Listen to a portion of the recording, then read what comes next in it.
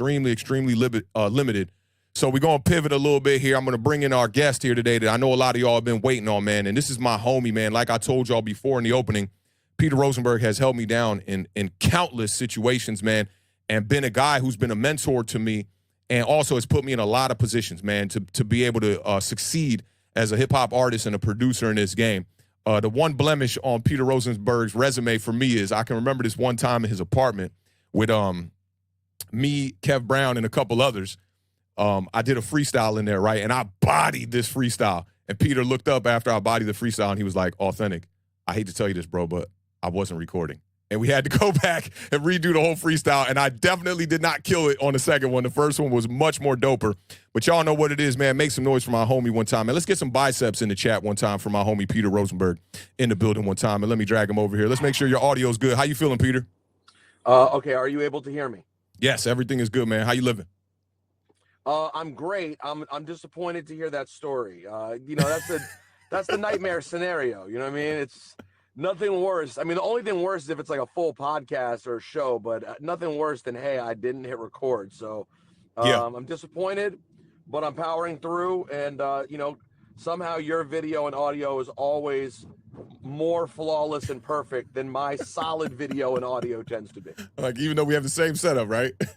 Somehow yours is always tighter. Yeah, I feel you on that, man. So I'm going to bring up a guy here. I want to just show a quick clip, and then we're going to get to talking about this guy. I want to start with your game, and let me give you some of the rules here, how we do on Giant Overreaction. I'm going to pull up a tweet after I show you this clip, right? And when I show you this tweet, I want you to say if that tweet is an overreaction or if it's not an overreaction and you're going to take the under. Sounds simple enough, right? Yep. All right, let's talk about him because the Washington Commanders got a victory yesterday in a tough battle against the Cardinals, who are a team that a lot of people were overlooking. So let's talk about this man one time. Steps up, takes off, inside the 10, the 5, touchdown.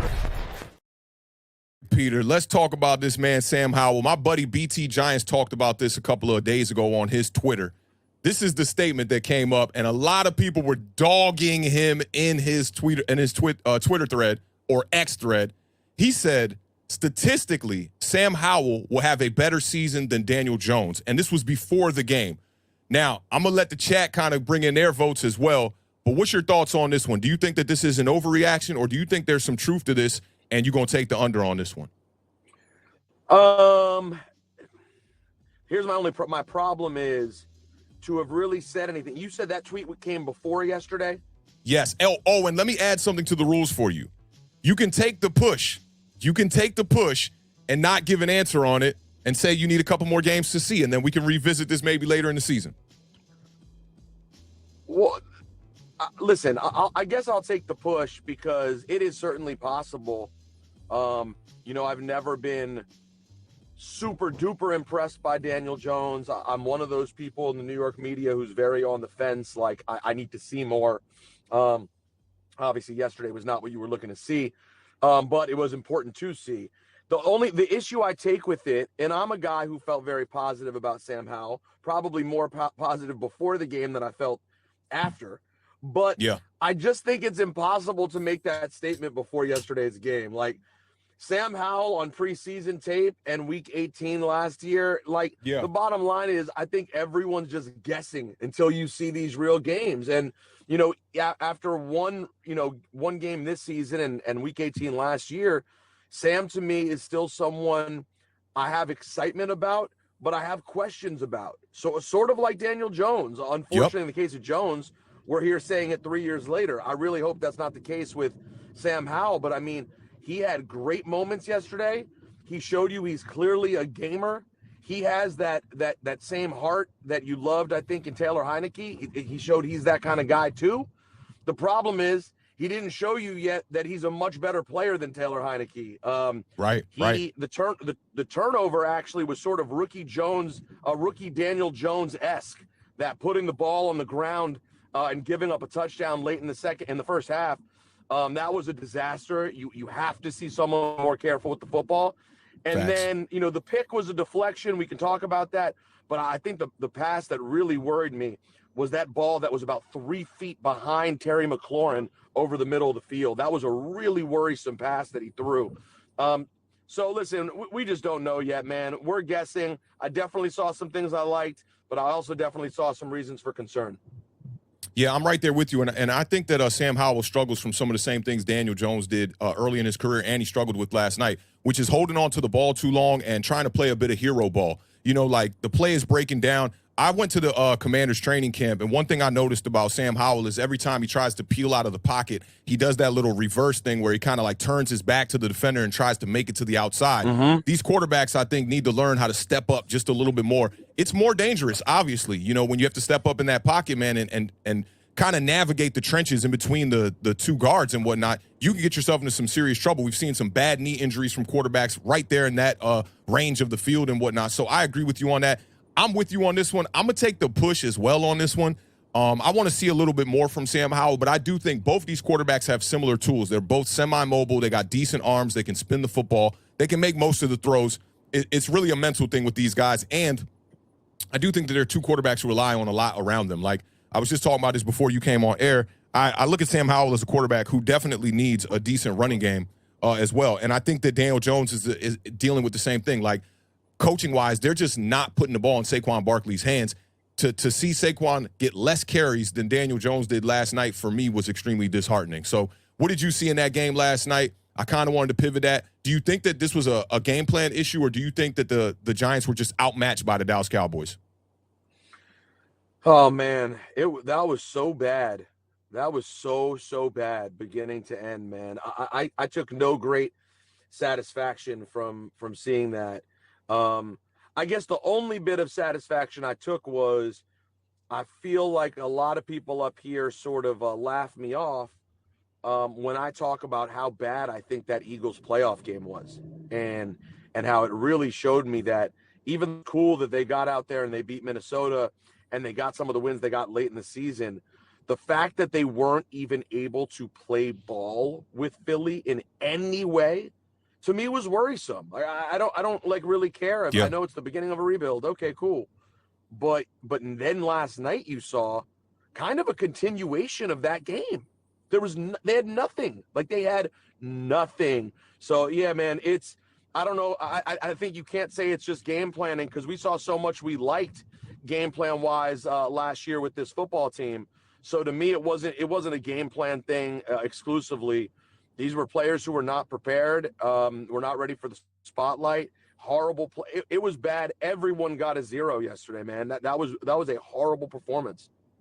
Yeah, I'm right there with you. And now it's a 78-7 in our last two games when you combine that divisional game against the Philadelphia Eagles and last night against the Dallas Cowboys. So the Giants are on a streak that they don't want to live in. I mean, it's been extremely bad.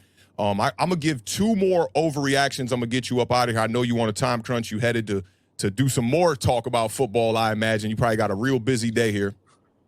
Well, I'm heading to the murder scene right now. So you headed to MetLife right now. I'm headed to the scene of the crime to get everybody ready for the Jets game. Hopefully there won't be a second. So hopefully it doesn't become a double homicide. I hope so. I'm actually kind of rooting for the Jets tonight, man. I watched a lot of Hard Knocks. I want to see Aaron Rodgers go out there and get back to his true form. But let's get to this next overreaction. Let me see how you feel about this one real quick, and we'll see how the group and the family in the chat also feel about this one as well.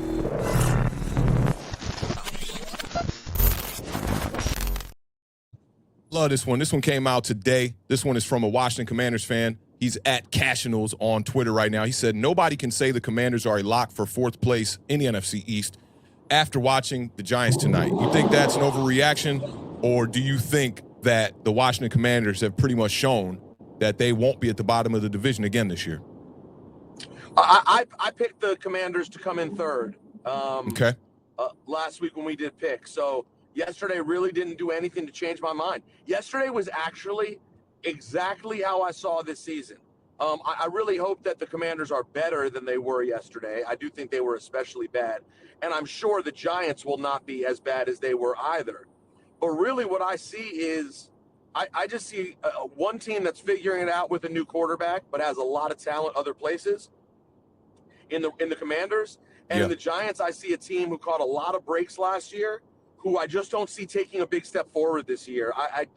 Guys, I do not believe the hype that they just picked up Travis Kelce and Darren Waller. I don't. Yeah. I think Waller's a nice player when he's available. That when is a big when, considering we were worried about whether or not he'd be ready to go yesterday. So I just think people got a little bit too hyped off the Giants winning a playoff game. And it's not that I think the Commanders will be much better. It's that I think they'll just be a game or two better. And I don't expect to be overly impressed with this Giants team. I know I sound like a hater.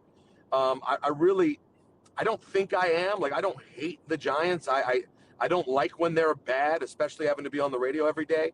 I just feel like last year things broke a certain way that really gave you sort of an inconclusive look about who they really are. I don't. For them to improve off last season, you telling me that they're going to win 2 playoff games this year? Right. That's not what I expect. I think last year was the aberration, and this year I expect them to kind of hover around 8 wins. Yeah, that's exactly where I picked them at, actually. I have them at 8-9 this year. So you got the Commanders winning probably a couple more games than the Giants, having the Giants in the basement of the NFC Commanders East. at 9-8, 10-7. If Howell turns out to be a player, 10-7. If Howell turns out to be they'll be right in that 8-9, 9-8. What about the top of the division? Do you see Dallas or do you see the Eagles? I see the Eagles. I like the Eagles to win the whole thing this year. Listen, I don't believe in the Cowboys ever. I don't care what they did last night in week 1. That was a nice – listen, them beating the Giants at MetLife, what does that even count for? You know what I mean? Yeah. Like, we've seen this story before. Yeah. The question with that team is always, what do they do come December? And, yeah, I mean, I hate to say it because I despise the Eagles, but I don't see anyone stopping the Eagles in the NFC this year. Yeah, I think if the Cowboys could get the right path to get to the championship game, I think that they could see themselves in the Super Bowl. I think they do have the roster. But the biggest question to me is, can their offense really put up the points against the better defenses, the better teams? Because even last night, their offense didn't look fantastic. I mean, they did make some plays out there. But we know with Dak Prescott, you know, with Stephen A. Smith always saying what can go wrong will go wrong. That's usually the case in the playoffs, especially when they're going up against the 49ers. So I have the Eagles at the top of the division as well. I did have the Giants above the Commanders entering last night's game, but I think you guys put up a better performance, granted against a team that doesn't look as good as the Dallas Cowboys. But, you know, just overall, when I gauged what I saw from the quarterback position, your wide receivers, your running back, there were some good things out there, but the mistakes is what Washington has to clean up. So I'm going to go to this last overreaction. I'm going to get you up out of here. I know your time is limited, man. And this one actually comes from former New York Giants kicker Lawrence Tynes, and this is probably the most egregious one I have on the list here.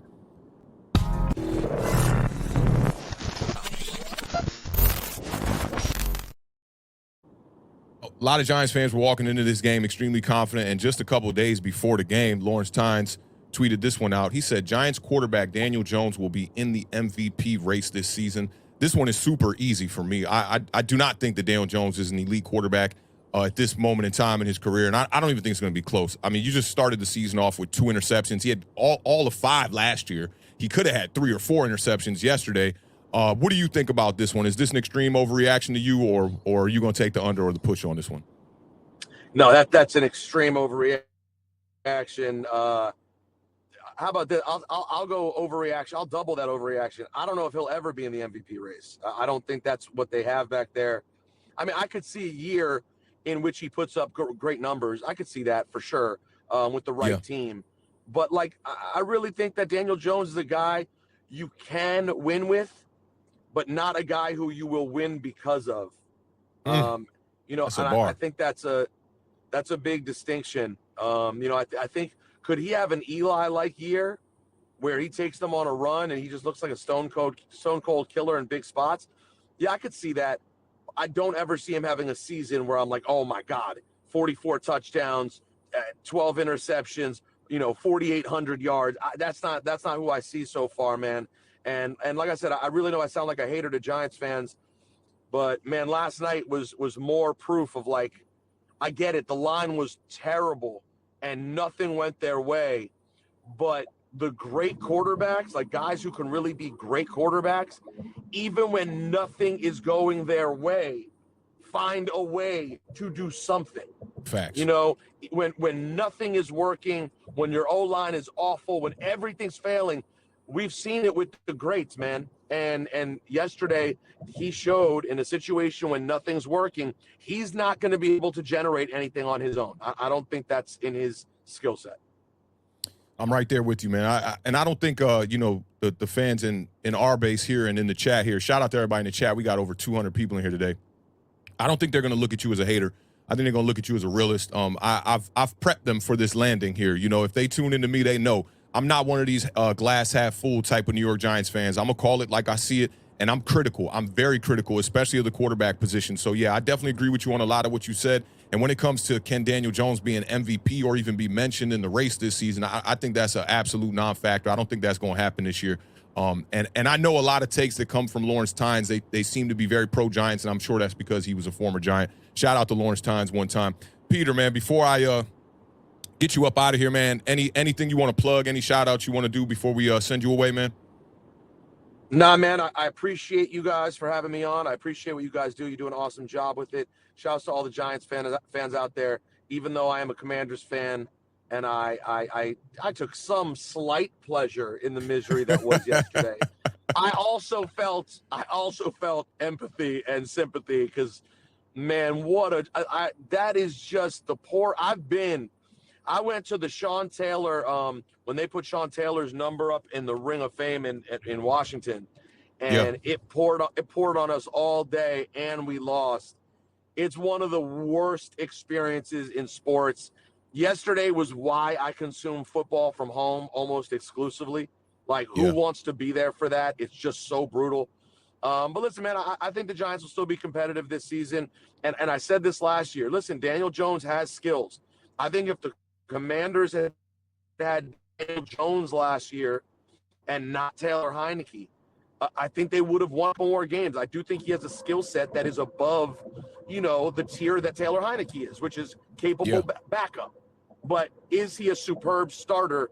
Not that we've seen so far. And I certainly hope that as Commanders fans, we find out Howell turns out to be a stud. Listen, he took a really big hit early in that game yesterday. Yeah. Definitely could have been a factor. And I hope that we have our guy. I just don't want to be where y'all are at in 3 years trying to figure out if you have your guy. All we're all looking for in this league, all of us, is just to find that guy. And I hope for both of our sakes we find him. Real quick, what you think about the contract? What you think about the Daniel Jones contract? Yeah. I mean, listen, it was I'm MetLife Stadium is all my right, guys. I'm pulling up.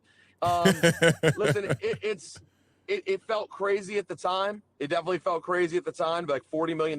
But now when you look at it, he's about where he should be, towards the middle of the pack. And in a year, it'll be even more in the middle of the pack. So I don't take major issue with the contract. If you have a guy who you think can win you any games in this league, it comes at an obscene price. Yeah. And they did what they had to do. I think they showed you with their words and actions leading up to it that they weren't desperate to give him the money. So it is what it is. Facts, man. Appreciate you pulling up, Peter, man. Means a lot, man. I'll hit you up on the text, man, see what's going on this week, man. See what's up. Thank my dude. Thank you, man. All right, bro. Be good. Peace. All right, y'all. Peter Rosenberg, man, pulled up, gave us his thoughts on the New York Giants, man. That's awesome, man. I appreciate him taking the time, man. He's about to head to MetLife right now. He's going to be down there for that Jets game tonight. There's 2 back-to-back games at MetLife. That's awesome, and I think the Cowboys are actually coming back up here to MetLife to take on the Jets next week, man. So we're going to get off into a couple more Giant overreactions, man. I'm going to see how the chat – I couldn't keep my eye on the chat during Peter's interview there. So we'll catch up to the chat a little bit. But big salute to all of y'all, man, for popping in today, man, on today's edition of the Giant Overreaction.